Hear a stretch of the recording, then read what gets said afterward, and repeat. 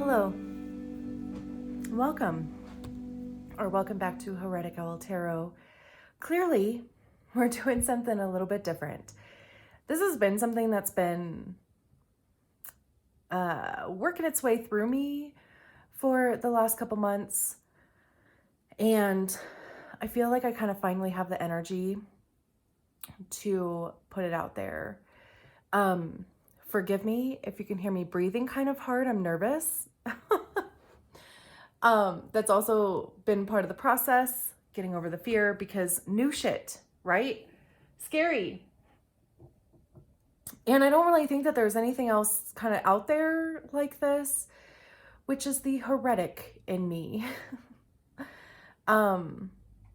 So before I kind of get ahead of myself, clearly we are talking about human design.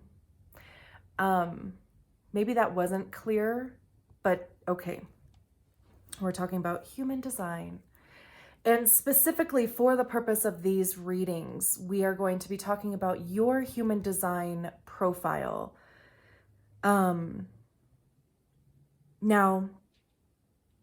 this may be the first time that you're hearing about human design, maybe not. I mean, you can be kind of diving into it too. I have been doing a deep dive into it. And what made me take that dive is my profile. I'm a 5/1, which is a heretic investigator, which is also where part of my name comes from, the name of this channel and the name of my business. So, reading about my profile, I mean, literal tears were were coming out of my eyes, because it was the first time and probably ever in my life that I had actually felt seen and understood, and I didn't feel inherently flawed, and I didn't feel crazy, for having the experiences that I had had.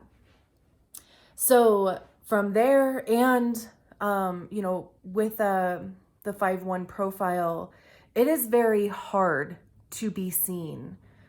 So again, just feeling that recognition, hell yeah. I was like, give me everything.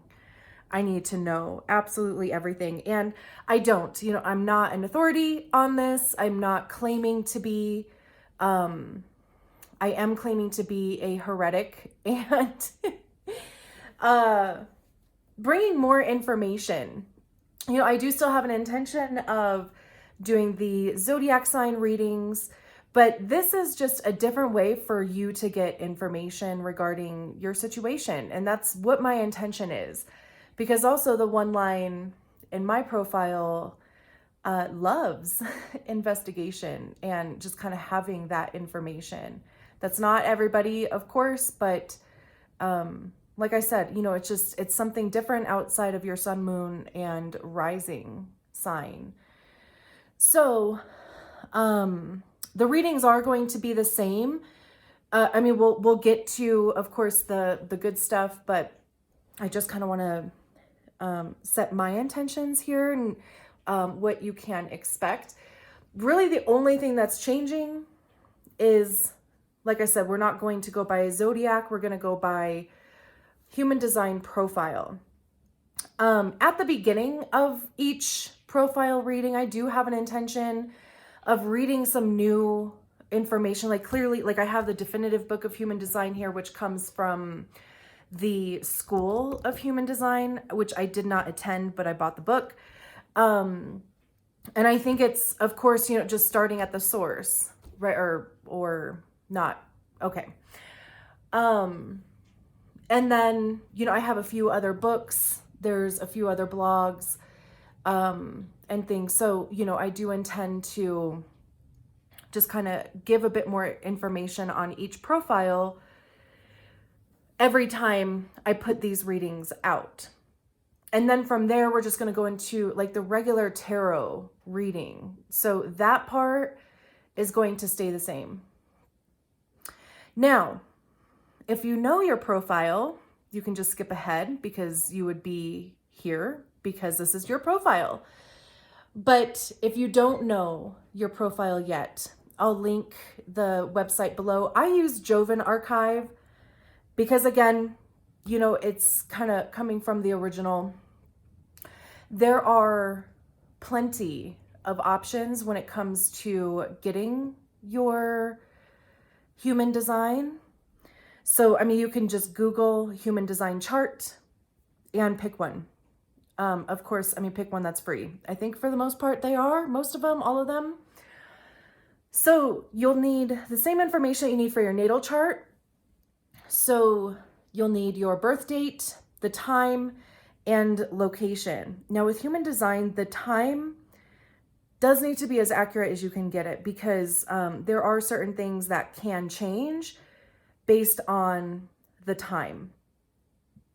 So again, you would want to try to get that as accurate as you can. If you don't know the exact time, maybe you know that you were born sometime in the morning, maybe you know that you were born sometime in the afternoon or evening or overnight. You know, I mean, you can kind of use a general time that correlates to the time of day. Like morning, you can use 6 or 8 o'clock, afternoon, noon or 2 o'clock, evening, 6 or 8 o'clock, overnight, you know, I don't know, 1 or 3 o'clock.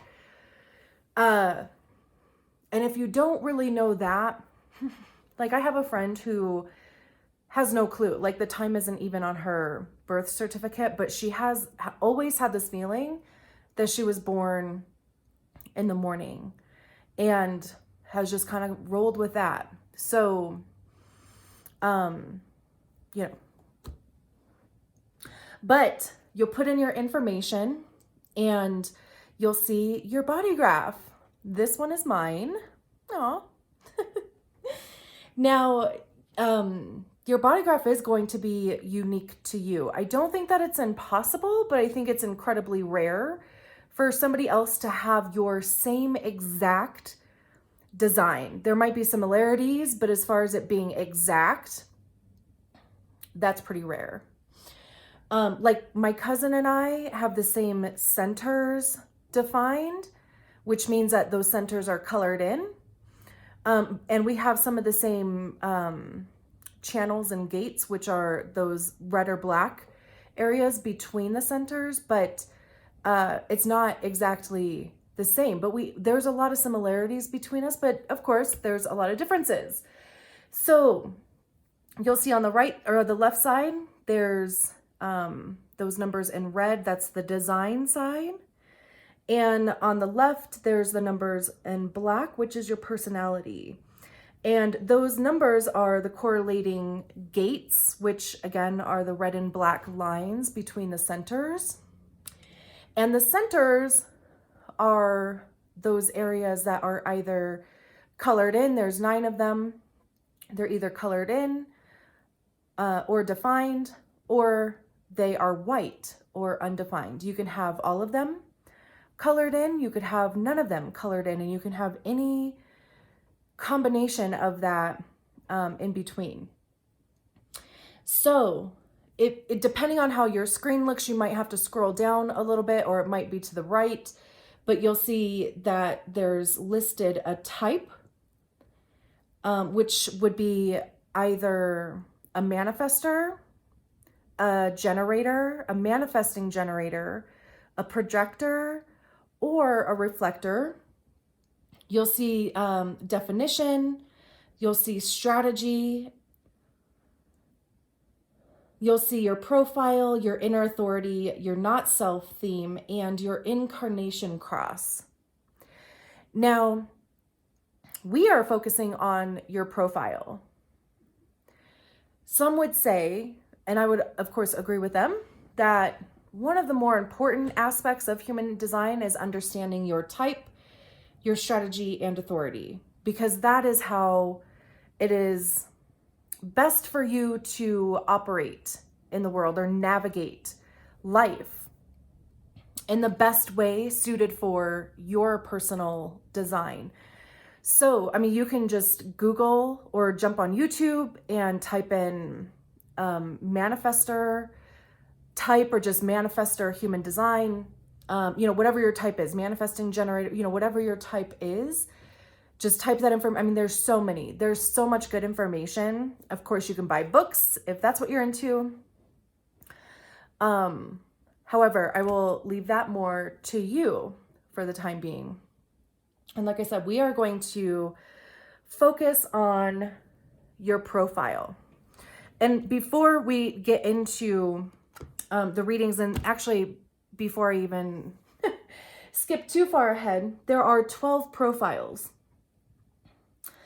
And those are 1-3, which is the investigator martyr, 1-4, which is investigator opportunist, 2-4, the hermit opportunist, 2-5, hermit heretic, 3-5, martyr heretic, 3-6, martyr role model, 4-6, opportunist role model, 4-1, opportunist investigator, 5-1, heretic investigator, 5-2, heretic hermit, 6-2, role model hermit, and 6-3, role model martyr. So again, you'll find that there once you pull up your chart. And if you are new to human design, I just, because some people are like, what the hell? What is that? And again, I think that, I could talk for hours about what it is. And maybe someday I will. But for now, I just wanted to give this little snippet out of the definitive book of human design. It says the human design system is not a belief system. It does not require that you believe in anything. It is neither stories nor philosophy.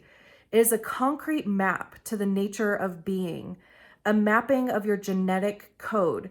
This ability to be able to detail the mechanics of our nature in such depth is obviously profound because it reveals our complete nature in all its subtleties. Excuse me. Human design opens a door to the potential of self-love, a love of life, and the love of others through understanding. Ra'uruhu. And that's the guy that channeled human design back in 1980 something. So that's just a little snippet about human design. And we're going to get on to the actual reading. Great.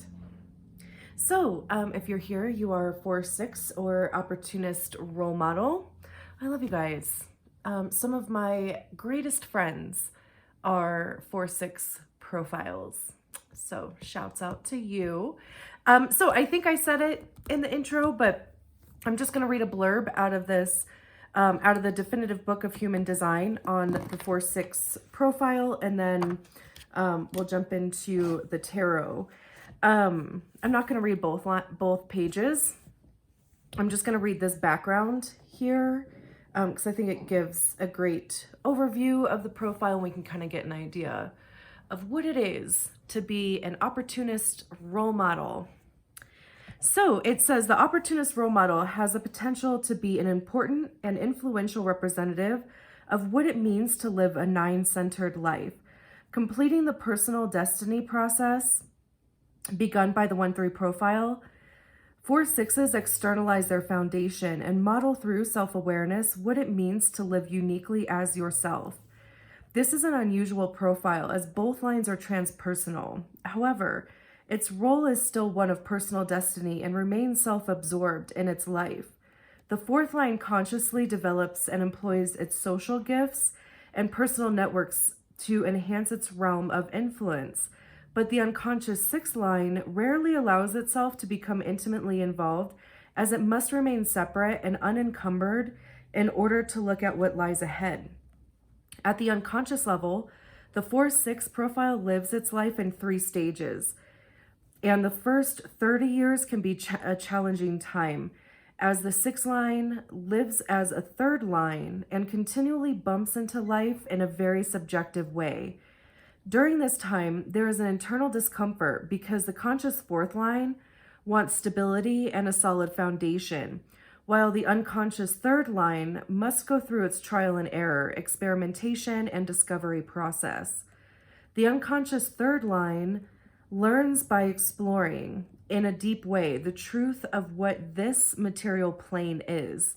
When the second stage of life begins at age 30, the opportunist role model, now on the roof, enjoys a welcome reprieve in which to take a subjective,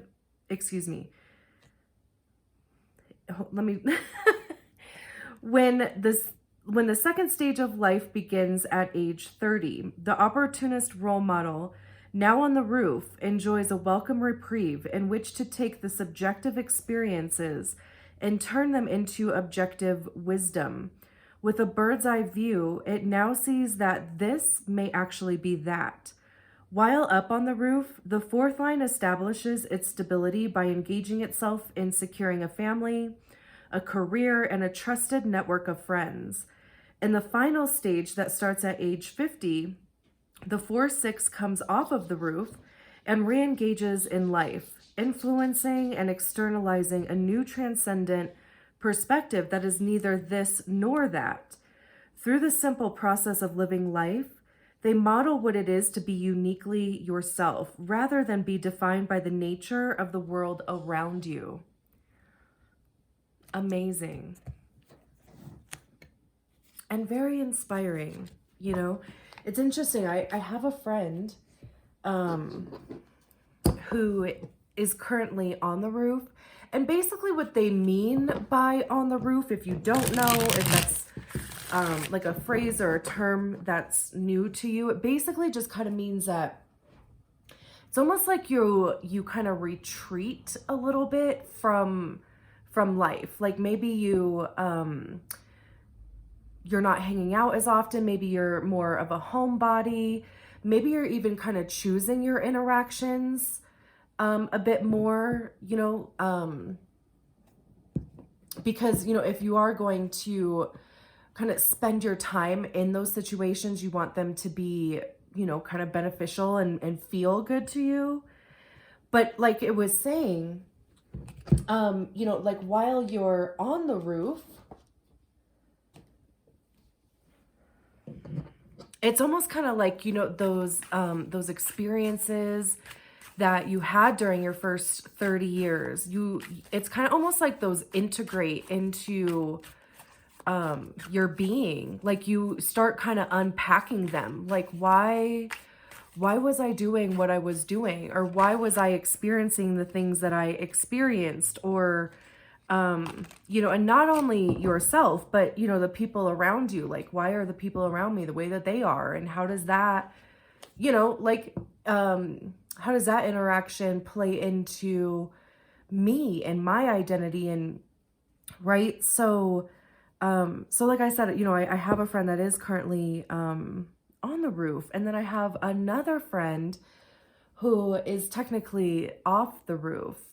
And, it's also kind of interesting to see the dynamic because they're kind of getting to this point where, you know, I mean, kind of wanting to share the uniqueness of being yourself, which I think is absolutely beautiful. So, you know, and again, like it said, you know, with that, the first 30 years, first 6 lines, like the 6th line, in the unconscious part,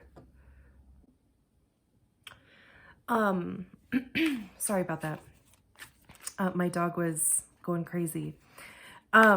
So yeah, the first 30 years can be more challenging for those people that have a 6th line in their profile, because again, you know, that first 30 years you're living as a 3rd line.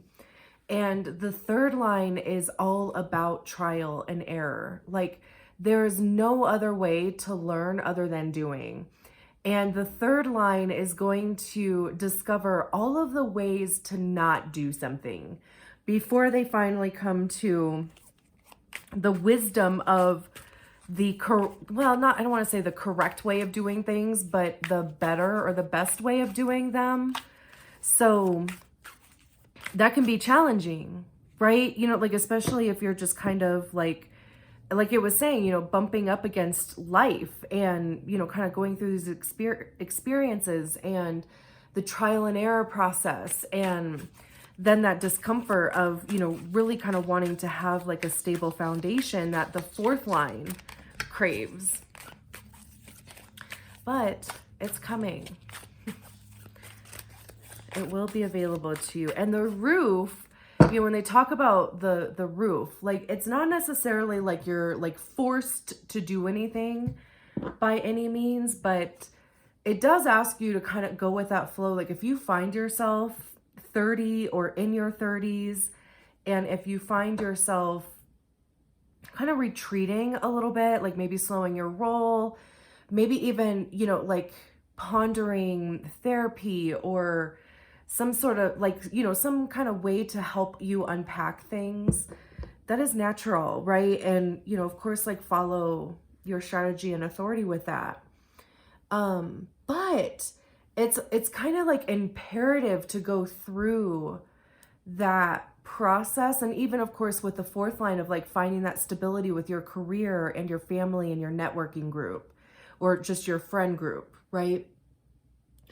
But it is, you know, kind of imperative to go through that process so that, you know, when you come down off of the roof, right, like, you will have, you kind of be in a better position to be able to, like it was saying, just kind of live and exist in a way where you are influencing other people and being a role model for other people to see that, you know, like, existing just as you are is perfectly perfect, right? So if you, you know, kind of, if you resist that,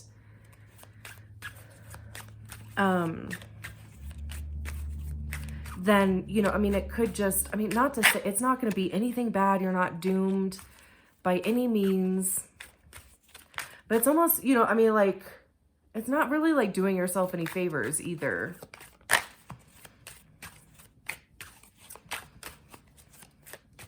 Is there a card flipped over?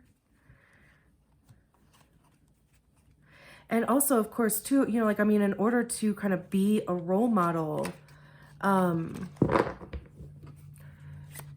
you know, like, it's, okay, I get it.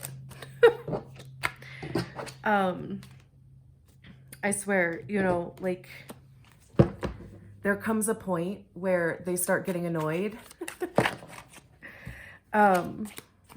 So I don't really have like a plan for this. I mean, of course, the intention here, just like the Zodiac readings, the intention is to kind of have a general reading that would be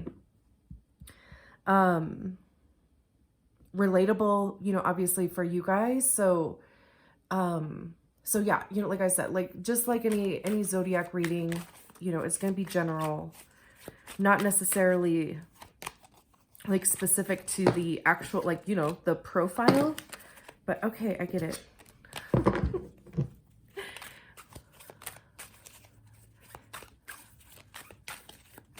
Okay. I mean, if like cards fall out, then I feel like I have to shuffle a few more times to get them mixed in really good, you know? Okay. I feel like all of a sudden I'm losing my words. So we'll see how this goes. We have the Seed of Stones, the Harvest of Stones, the Tower, the Seed of Wands. Okay, that's interesting. The Harvest of Thunder, Nine of Cups,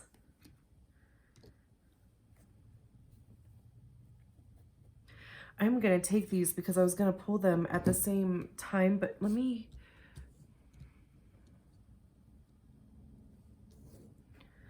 kind of try to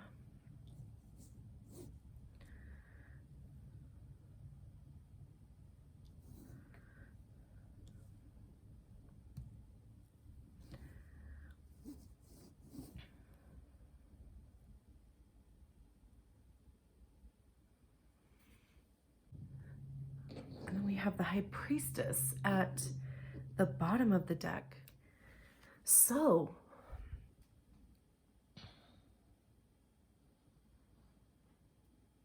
first of all, I mean, I feel like I say this all the time, but I think this is beautiful. So cool.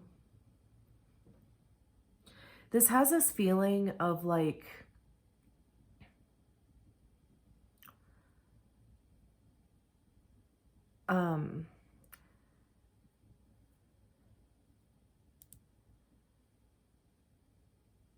now, of course, I can't think, like, it's in my head as saying, like, there's no reward without risk. But I know that's not how the saying goes. I just can't. I'm telling you, my words are gone. So, so bear with me. It is still Mercury retrograde. And I'm telling you, I've never been one of those people that it's like, oh, Mercury retrograde, where, you know, like I just blame shit on Mercury retrograde. Until this time. Because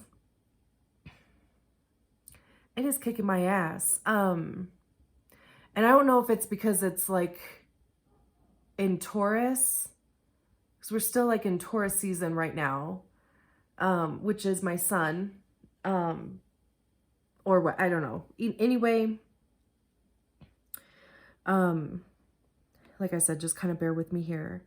I love that there's like rainbows all over the place here too. Like, you know, I mean, that just kind of signifies to me like the storm has passed, right? And it's also, of course, you know, like you can't have a rainbow without a storm. So, I mean, clearly getting through something here, but I mean, let's just kind of break it down one by one as we do.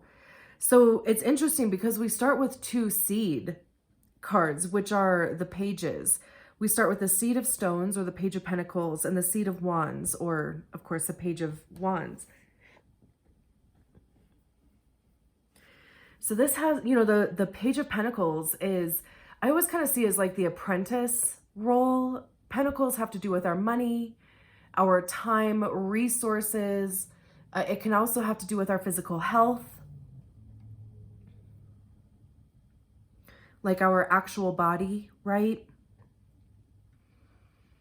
And the Seed of Stones, like that's when, you know, the pages are when you actually kind of step into a new energy. So this could be, you know, like learning something new. It's training. It could be going to school. It could even be starting a new job, right? Like, and just kind of that newness of being the new person, and kind of having to learn the ropes.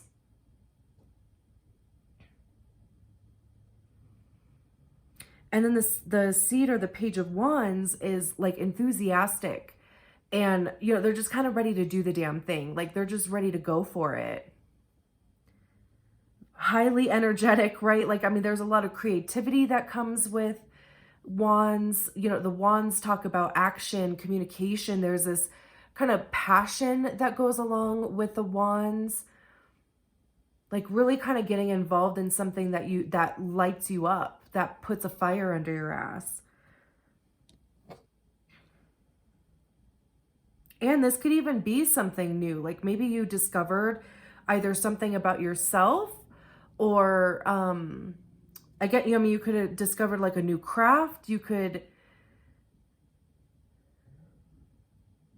it doesn't necessarily have to be something that you were already passionate about. It can be, of course, but with the page, it's like actually going for it now. Like it's not just a passion anymore. You're going to act on that passion. And then we go right from the Seed of Stones to the Harvest of Stones, which is the King of Pentacles.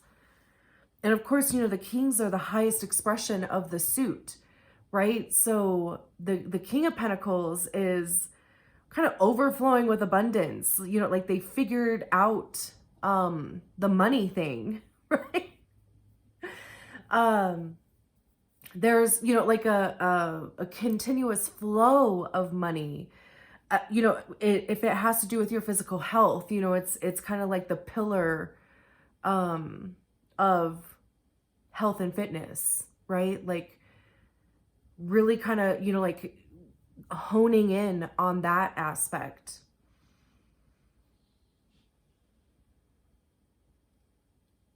There's also, you know, like a little bit of this family element here. So it could be the breadwinner of the family. Or of course, I mean, it could just be that you have enough to sustain your community even. I mean, you know, like whatever family is for you.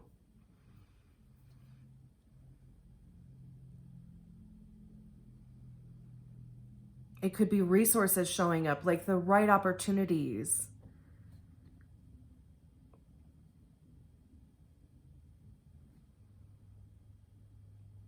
And then we have the Harvest of Thunder, or the King of Swords, and the Nine of Cups. So again, I feel like it's so interesting that we go from the seed right into two king cards. So it's kind of like you're not fucking around. There's this energy of, you know, again, like just kind of, you know, like taking the risks, maybe even, or just going for it. Swords have to do with our thoughts and our intellect. I also love how there, again, you know, there's two rainbows, literally almost in the same position on both of these cards. This could even be two different people. So, I mean, there could be somebody in your awareness that's helping you or is going to come in to help. Doesn't have to be. I'm throwing it out there. But the King the King of Swords is kind of like a master of discernment. There is this level of discipline that goes on because, you know, I mean, swords have to do with our ego also, right? Because that's where our egos live generally, is in our minds and our intellect, and how we perceive things and how we think about the experiences and our outside reality, right? So the King of Swords would have a firm grip on that. Like, he's not going to let ego get in the way of perceiving their reality in truth.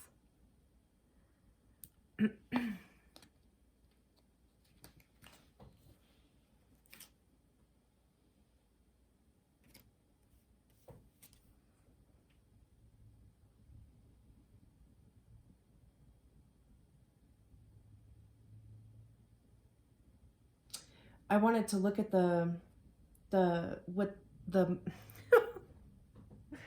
card meaning for this deck, and it says articulate and just, comfortable living with their articulate and just, comfortable living by their highest principles.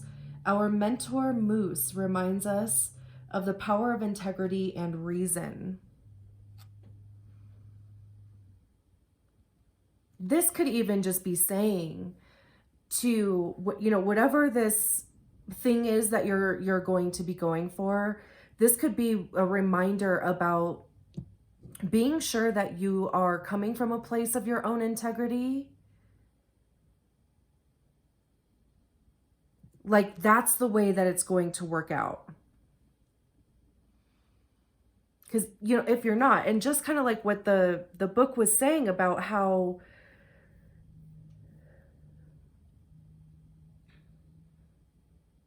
it's discerning between, you know, what I thought this was is actually that, or, you know, living fully as yourself.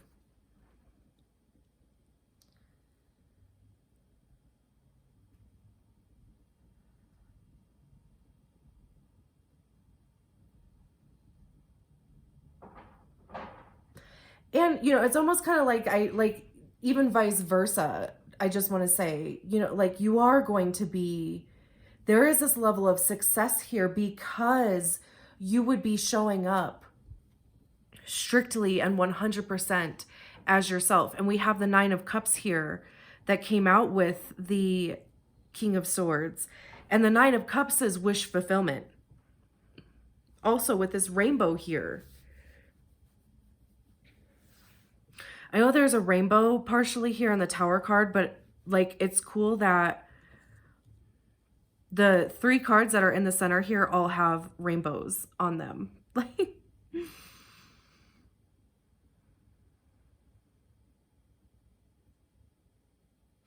cups have to do with our emotions.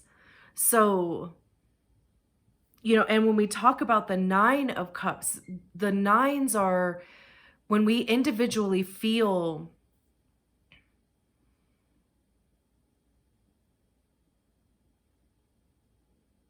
the manifestation of the suit, right? So again, since we're talking about cups, this would be you like really feeling yourself, like really feeling like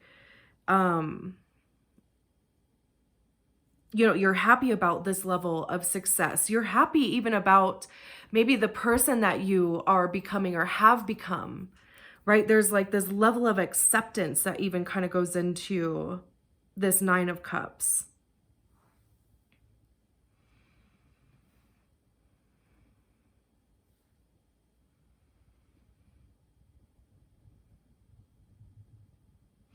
This could also just be saying like where you pull from, like, you know, the inspiration for this thing can be how you feel about it. Like what is the thing that fills your cup? What would be your wish fulfillment? Like, you know, we're only limited by our imaginations anyway, right? So if there were no limits, what would be ideal for you?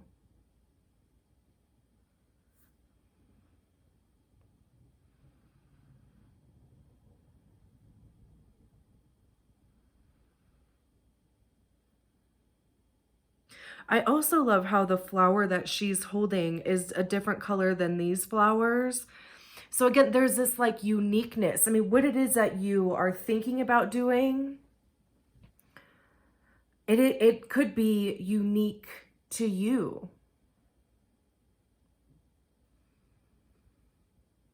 Or maybe even just kind of something that is maybe not discussed that often, or but there is kind of this element of uniqueness. I mean, this could very well just be, you know, like your unique being. But then we have the Tower, the 2 of Cups, and the Harvest of Wands. Again, another king.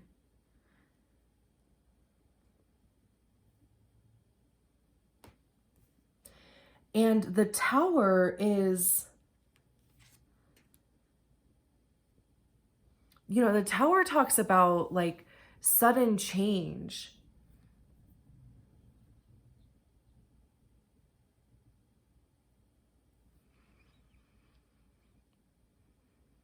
There's, you know, kind of like this energy of upheaval. I always kind of say that there's like intentional chaos when it comes to the Tower, because it may not necessarily be pleasant to be in the middle of.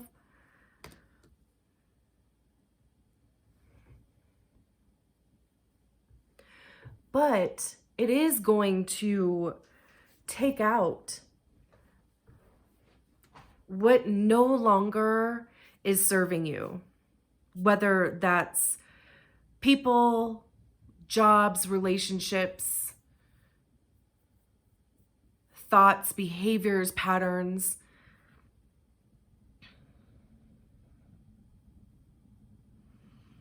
You know, it could be collapsing timelines, like, you know, the things that maybe didn't have closure or like a firm ending, like, you know, I mean, that stuff could even be finding itself being closed out.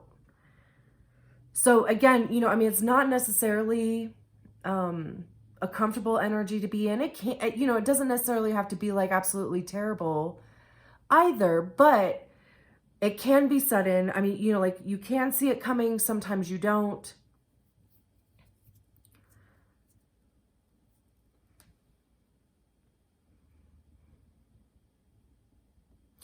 And with the Two of Cups here, you know, the Two of Cups talks about kind of sharing your cup with somebody else. It is generally, you know, like a lot of people see it as being like the soulmate card or relationship card. It definitely can be. But relationships can be anything from romantic to platonic to business. Whoever, you know, kind of your network is or your community is. But with the Two of Cups, there's this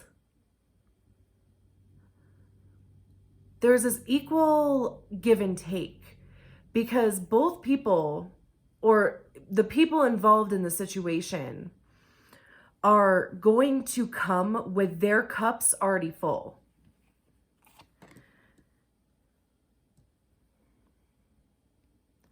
So, you know, like your cup is full because we start at the Ace of Cups, right? And the Ace of Cups talks about your cup runneth over, right? Like there, you have enough for yourself to the point where you feel like you can share your feelings with somebody else or with the world, or, you know, it doesn't necessarily have to be just one person. But so when we get to the Two of Cups, you show up into this relationship with this other person who has their own Ace of Cups.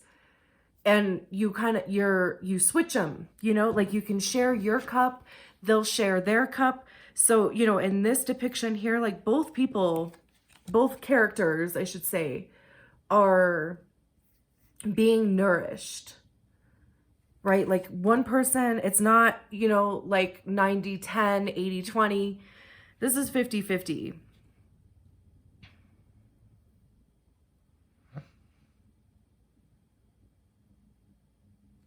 And then with the Harvest of Wands here, this is the King of Wands.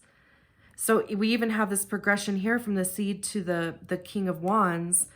You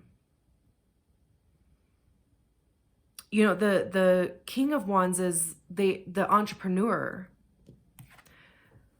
He's going to get creative.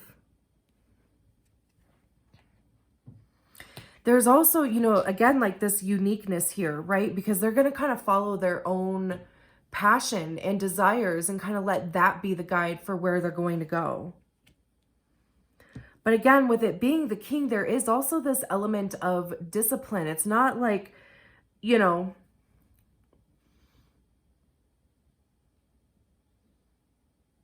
it's not like the Page of Wands, where the Page of Wands is just gonna, they're just gonna go, right? There's not necessarily a plan. They'll figure it out along the way type of thing. The Harvest of Wands, like, or the King of Wands, is gonna have a plan to a certain extent. I mean, of course, you know, I mean, like leaving room for the unknown and everything, but just as far as like, you know, having a little bit of discipline.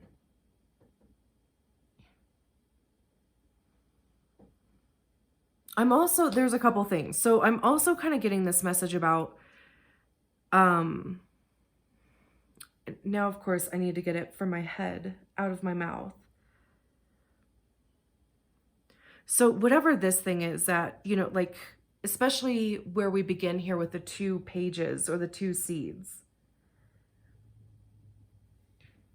whatever this kind of like new adventure is, new journey that you are kind of gearing up to embark on, or you could have already kind of like stepped on that path even.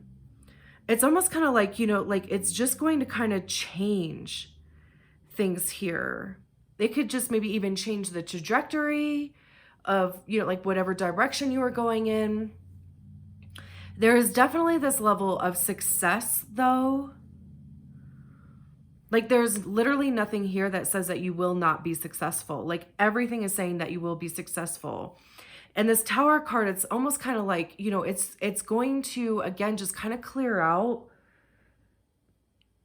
anything that is going to either try to block that success or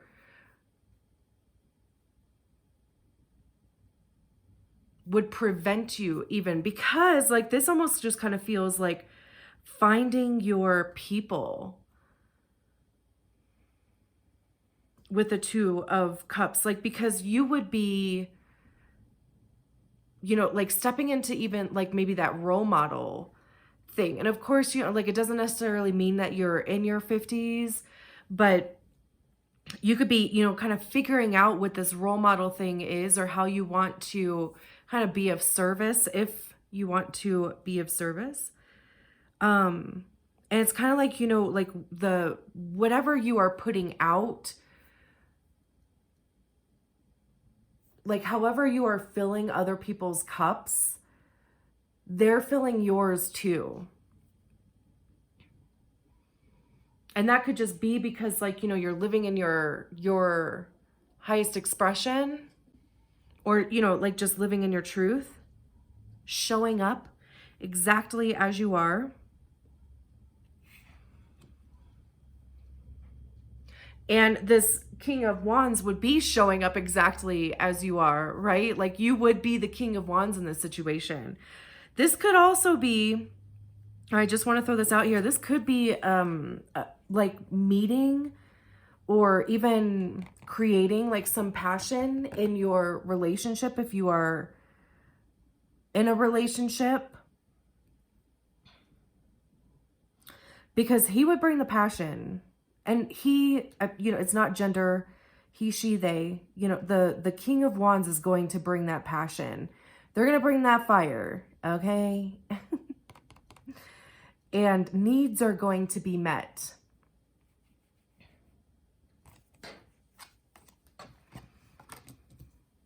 On both sides, right? We give and receive. And then we have the High Priestess at the bottom of the deck. And I love that it's a owl. But the High Priestess, I always see the High Priestess as being in tune with our star player. Like that's the direct link to our higher selves. It could be, like if you believe in a higher power, God, source, divine. It could be that also. There's also, like there's this element of intuition that goes along with the High Priestess. So this could even be just kind of almost feeling like intuitively guided or divinely guided in this situation.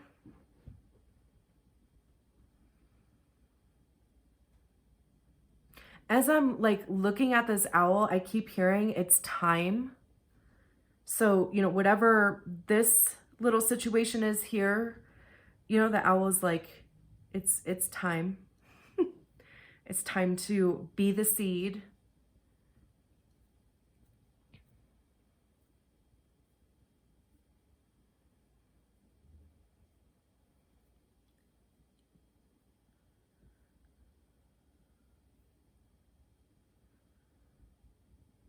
And, on the human design side of things, I mean, this could even just be, like following your strategy and authority. Like it could just be a reminder to check in with that. So if you're a manifester, like you inform, not so that people can input their opinions and all the shit. No, like you inform people of what you're thinking about doing or what you are doing. You listen to your authority though. If you are a generator, a manifesting generator, it's, responding to how life presents this to you, right? Like if you are emotional authority, it's kind of going through that wave. If you are sacral, it's, do you get that or feeling or quote unquote voice? If you're a projector, right? Like, have you received an invitation?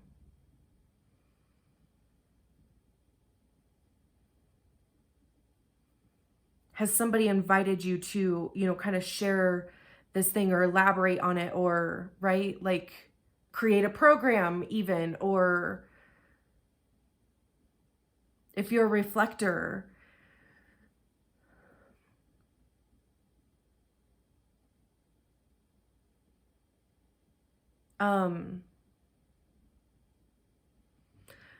excuse me, if you are a reflector, it's waiting a lunar cycle. I literally just spaced out there for a second. So I don't know. I was hanging out on the moon or something for a minute there. So I apologize. But reflectors, right? Like you would wait a full lunar cycle so that you kind of go through all those emotions and all of the what ifs and everything, right? Before you arrive at a decision on what this thing is.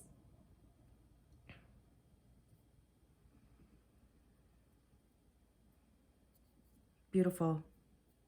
I am going to leave it there. And if you've made it this far, thank you so much. I value you so much. And I will talk to you soon. Bye.